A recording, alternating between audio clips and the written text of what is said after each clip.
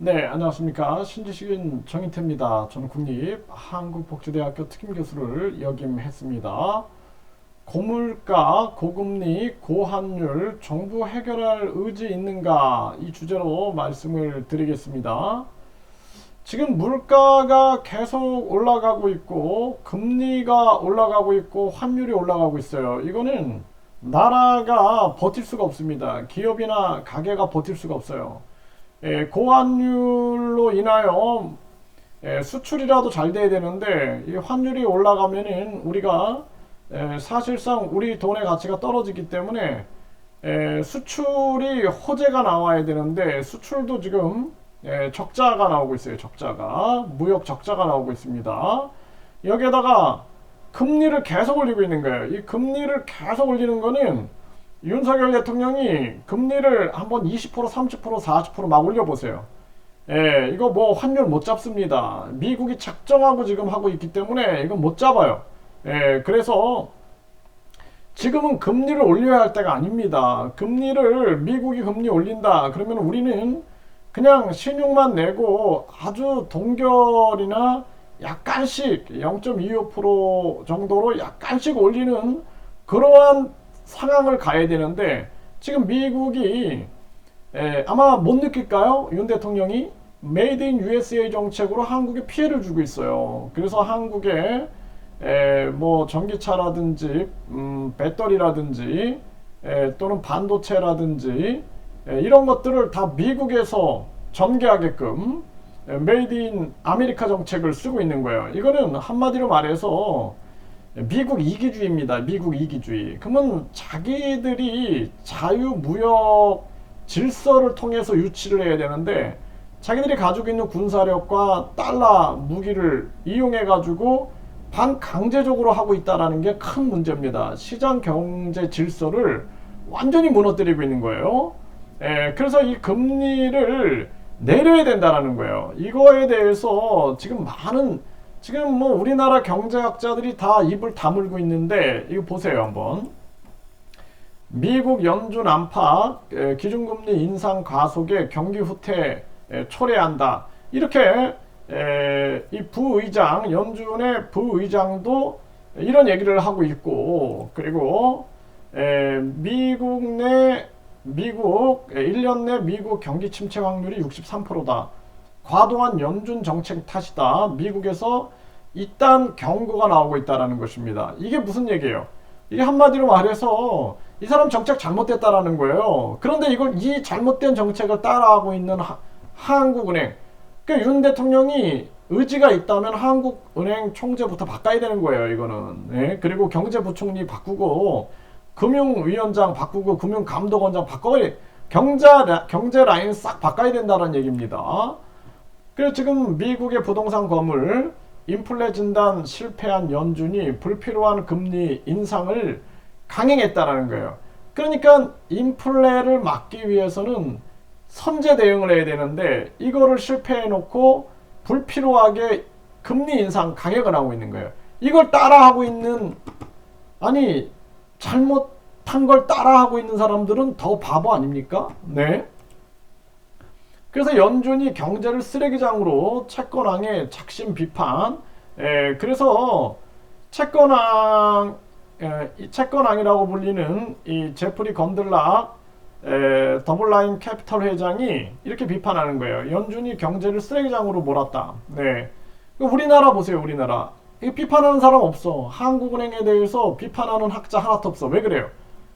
이 학자들이 자기 주관이 없는 거예요. 자기 주관. 자기 주관과 자기 이론이 없는 거예요. 그냥 미국 이론만 따라하다 보니까 자기 이론이 없어요. 우리나라 대학원들 가보세요. 교수들이 자기 주관과 자기 이론이 있는 사람들을 만나기가 쉽지 않습니다. 만나기 쉽지 않아요. 그냥 미국 앵무새들이 와서 떠들고 있는 거랑 비슷한 모습이죠. 네. 이 지금 샌더스 연준이 경제 해친다. 미국에서도 이런 얘기가 나오는 거예요. 네, 이게 금리 인상에 따른 경기 침체 우려 이런 얘기를 안 들어. 안 듣는 게 문제예요. 안 듣는 게. 네, 제롬 파월의 미국 우선주의, 미국 이기주의죠. 미국 이기주의. 그것도 자기들의 군사력과 기축통화를 이용한 아주 강제적인 이기주의를 하고 있는 거죠. 머스크는 디플레이션 우려된다. 연준 오히려 금리를 내려야 한다라고 얘기를 하고 있어요. 네, 머스크 소수 의견 연준 금리 인하에 디플레 막아야 한다. 이런 얘기들을 하고 있는 겁니다. 그러니까 연준 비판론이 고조되고 110년 역사상 가장 큰 실수다. 국민일보에서 얘기하는데 이것을 미국의 와튼스쿨 교수가 얘기한 거예요. 교수가. 그러니까 이 사람의 잘못된 정책을 그냥 맹목적으로 따라가고 있는 이창용이, 추경호 이런 사람들이 경제를 펼치는 한 미래가 없는 거예요. 미래가. 주체성이 없는데 주체성. 주관이 없는데 자기 주관이 없어요. 자기 소신이 아무것도 없어요. 지금 이 캐시우드도 연준 금리 인상 비판하고 있죠. 그리고 유엔은 아주 강력하게 얘기하잖아요. 금리 인상 중단해라. 횡재세 등으로 물가 잡아라. 물가 잡는 방법까지 가르쳐주고 있어요. 일본은행도 금리 인상 필요 없다. 엔저에도 금융 완화를 유지하겠다. 이러면서 물가가 2.4%입니다. 지금 일본 같은 경우에는 물가 상승률이 2.4%밖에 안 돼요. 2.4%. 미국이 9.1, 유럽이 8.6, 우리나라 5.6입니다. 그래서 지금 우리가 이 고환율 이 문제는 미국이 전쟁 위기를 일으키고 그리고 공급망을 꼬아놓고 있어요. 지금 꼬아놓고 그러면서 자기들이 계속해서 강달러를 의도적으로 만들고 있기 때문에 해결이 안 된다라는 거예요. 그 다음에 고금리 이건 공급으로 풀어야 돼. 공급과 독점 못하게 막아버리고 그리고 특정 기업들이 이 어려운 상황에서 제약회사라든지 또는 에너지 회사들 그리고 또는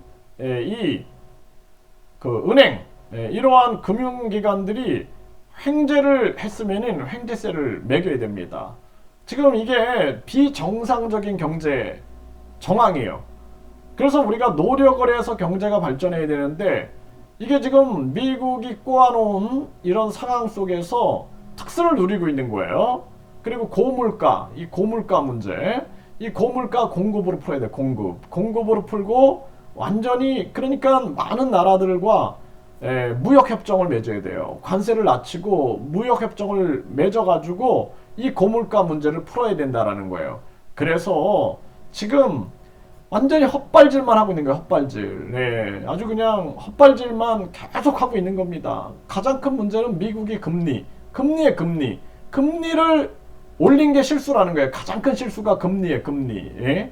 그게 가장 큰 실수고 그 다음에 물가라는 것은 공급망으로 풀어야 된다. 금리는 내려야 된다. 그리고 이 환율 문제는 미국이 지금 무리수를 두고 있기 때문에 이건 천천히 지켜봐요. 미국이 그냥 무너집니다. 미국이 잘못된 정책에 대한 대가를 받는다라는 거예요. 그래서 이 해결할 진정성이 있는가 아니면은 그냥 국민들 계속 속이는가 국민들은 신뢰가 안 간다라는 겁니다.